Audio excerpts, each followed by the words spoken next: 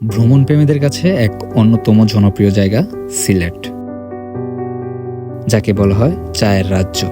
হ্যাঁ, আজকে আমরা ভিজিট করতে যাচ্ছি চায়ের রাজ্য সিলেট, যেখানে রয়েছে অসংখ্য পর্যটক কেন্দ্র।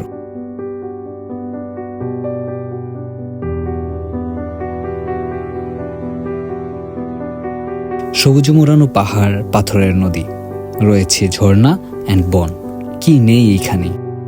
2 দিন 1 রাতে আমরা ভিজিট করব সিলেটের অধিকাংশ পর্যটক কেন্দ্র। তাহলে চলুন শুরু করা যাক আমাদের আজকের এই ভিডিওটি।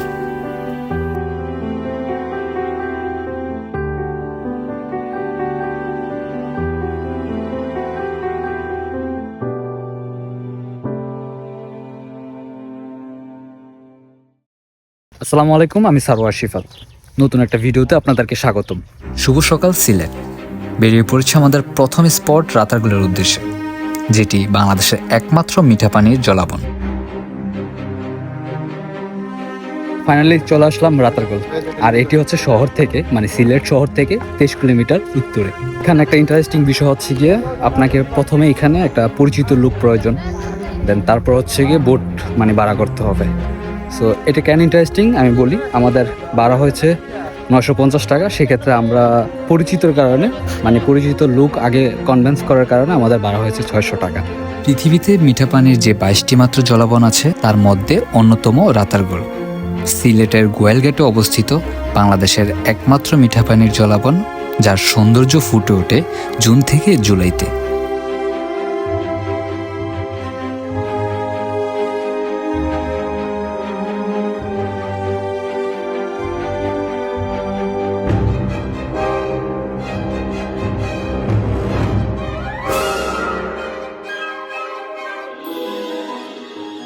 অসাধারণ একটা প্লেস। আমি হচ্ছে কি এই প্লেসটা সবসময় ভিডিওতে দেখতাম, আজকে ফাইনালি আসলাম। বাট এইটা যে সিলেটে ছিল সেটা আমি কিছুদিন আগে জানছি। ওকে, সো আমরা এখন হচ্ছে কি এখানে প্রায় অলমোস্ট 1 আওয়ারের মতো আমাদেরকে টাইম দেওয়া হয়েছে। আশেপাশে একটু ঘুরবো, দেন ছবি তুলবো, মানে আমাদের যা যা প্রয়োজন আমরা তা করবো এখানে। দেন তারপর হচ্ছে আমরা আবার ব্যাক করবো। যাই হোক, আমার এখানে আসার পরে মনে হইতেছে যে বৌসারা আসাটা বৃথা। এখানকার গাছপালা বছরে 4 থেকে 7 মাস পানির নিচেই থাকে। বর্ষাকালে এই বন 20 থেকে 30 ফুট পানির নিচে নিমজ্জিত থাকে। রাতারগুলের সৌন্দর্য খুবই ভয়ানক, যা মন কেড়ে নেবে হাজারো দর্শনার্থীদের।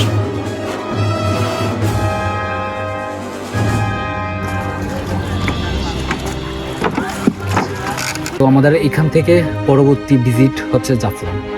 রাতারগুল থেকে জাফলংয়ের দূরত্ব অলমোস্ট 35 কিলোমিটার, যা সময় লাগবে 1 ঘন্টা তারও অধিক। জাফলং 0 পয়েন্টে যাওয়ার পথে আপনার চোখে পড়বে জাফলং চা বাগান।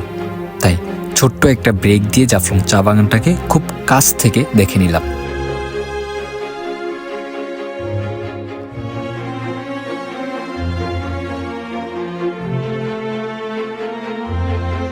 আমরা এখন বাংলাদেশের ভ্রমণ প্রেমীদের কাছে এক অন্যরকম ভালো লাগার জায়গা, যা সময়ের ব্যবধানে প্রতিটা মানুষের মন কেড়ে নিয়েছে।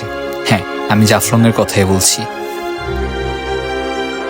পানির যে পরিমাণ ঠান্ডা, ইয়াইন নদীর স্বচ্ছ পানি যেন মুগ্ধ করেছে আমাদের।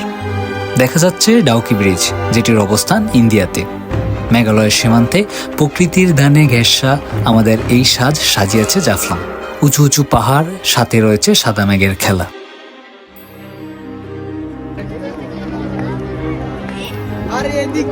এখানে হচ্ছে একটা নির্দিষ্ট টাইম থাকে, এই টাইমের পরে এখানে যা দেখতেছেন সবকিছু সরাই নিতে হয়। তো ওই টাইমটা অলরেডি চলে আসছে, এখন সবাই অলরেডি চলে যাবে। তো আমরাও চলে যাব। সো আজকে সারাদিনের জন্য এখানেই শেষ। জাফলং দিয়ে আমরা হচ্ছে কি আজকের ডেটা শেষ করলাম। সিলেটে আজকে আমাদের শেষ দিন, তারপর আমরা রওনা দিব কুমিল্লার উদ্দেশ্যে।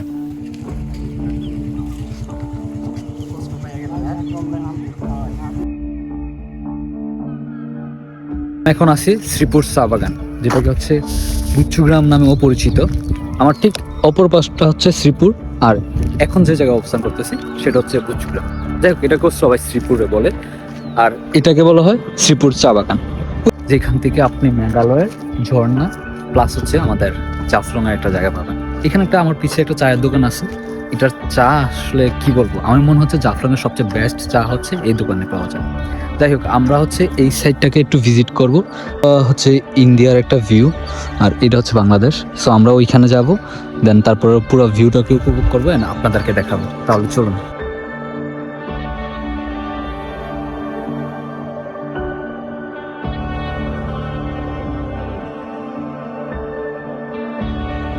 এখানে প্রবেশ করা নিষেধ। যেখানে চা খেয়েছি ওইখান থেকে একজনের অনুমতি নিয়ে তারপর হচ্ছে আমরা ঢুকছি, কিন্তু এখানে লেখা আছে যে প্রবেশ নিষেধ। যাই হোক, এইখান থেকে ভিউটা মাশাআল্লাহ অনেক সুন্দর, আমি আপনাদেরকে একটু দেখাচ্ছি।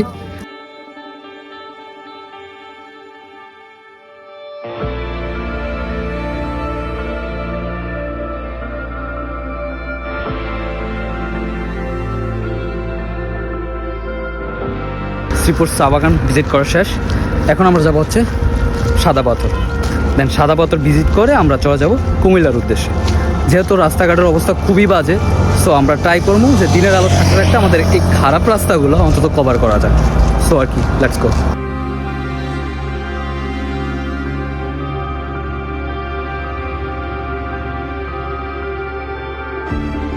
বেশ অনেকটা পথ পাড়ি দিয়ে আমরা এসে পৌঁছালাম সাদা পাথর। নৌকা ঘাটে এসে পৌঁছালাম। এখান থেকে আমাদেরকে নৌকা নিয়ে দেন তারপরে সাদা পাথরে যেতে হবে। প্রতিটা নৌকার সিট 8 জনের। যেহেতু আমরা 4 জন, তাই আমরা আরও 4 জন ম্যানেজ করে আমরা একটা নৌকা রিজার্ভ করি, যার ভাড়া পড়েছে 800 টাকা। আমাদের বোট ভাড়া করা হয়েছে, দেন এখন আমরা যাচ্ছি সাদা পাথরের উদ্দেশ্যে। ভাই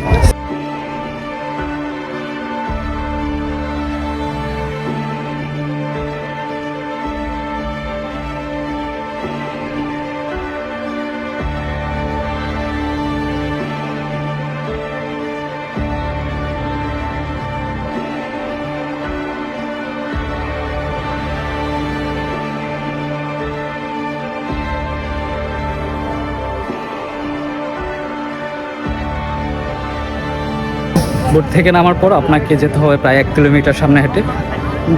আমরা হাঁটতে হাঁটতে খুবই ক্লান্ত, কারণ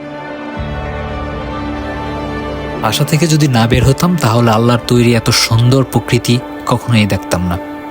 তাই বালিশের নিচে টাকা না জমিয়ে প্রতিটা মানুষের প্রয়োজন ভ্রমণ করা। ভোলাগঞ্জের সৌন্দর্য বাড়িয়ে দিয়েছে এই ধোলাই নদী। সবুজের পাহাড়, মেঘের হাতছানি, বর্ষায় ঢলে পড়ে সাদা পাথর। হ্যাঁ, আমাদের সাদা পাথর ভিজিট করা এখানে শেষ। তবে আমার কাছে সাদা পাথর থেকে বেটার মনে হয়েছে যে জাফলং সিলেট ট্যুর সম্পূর্ণ এইখান থেকে হচ্ছে শেষ করব। তারপর হচ্ছে আমরা ডান্স করে কুমিল্লার উদ্দেশ্যে রওনা দিই। প্রত্যেকটা স্পটে বেশি সময় না দিতে পারার কারণে আপনাদেরকে খুব সুন্দরভাবে তুলে ধরতে পারিনি, তার জন্য আমি আন্তরিকভাবে দুঃখিত। আমাদের আজকের এই ভিডিওটি এইখানে সমাপ্তি করছি। চলে যাচ্ছি কুমিল্লার উদ্দেশ্যে।